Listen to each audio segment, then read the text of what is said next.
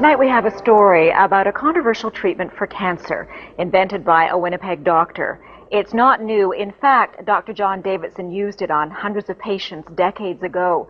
What is new is that some 50 years after the doctor's death, more than half a century after his theories were dismissed as quackery, scientists are rekindling the flame of his research.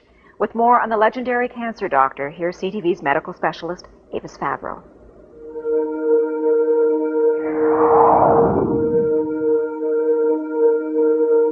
His name was John Ralston Davidson, a respected family doctor in Winnipeg in the early 1900s. A great scientist as well as a great doctor. And this is Leslie Gurney Bishop, now 88, a journalist who documented Dr. Davidson's controversial treatment for cancer.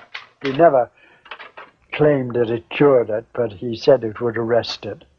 Davidson spent years studying cancer, writing medical articles on his theories, which in hindsight were remarkable for his time. The doctor described cancer as a dietary deficiency, so he added generous amounts of vitamins to the patient's diet. But he also said it was critical to boost the patient's own defenses against cancer, which is why he developed what he called young tissue extract. Davidson took fertilized hen's eggs just 9 days old and produced a powdered extract, which was then injected into patients with various forms of terminal cancer.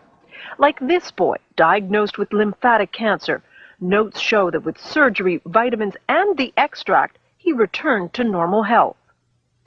Over the years, Dr. Davidson treated hundreds of cancer patients.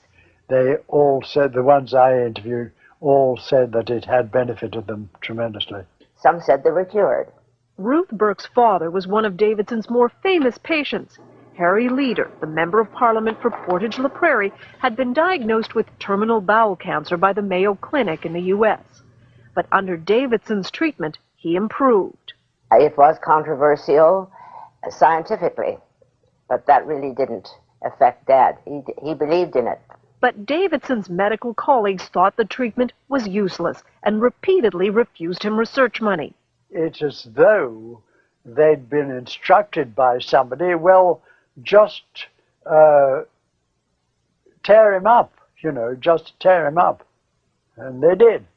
Frustrated with the lack of support, Harry Leader, with his own good health as proof, took Davidson's pleas for funding straight to Ottawa in 1944, directly to Prime Minister Mackenzie King. He never wanted any publicity from this. He simply wanted help for this man whom he felt could help humanity.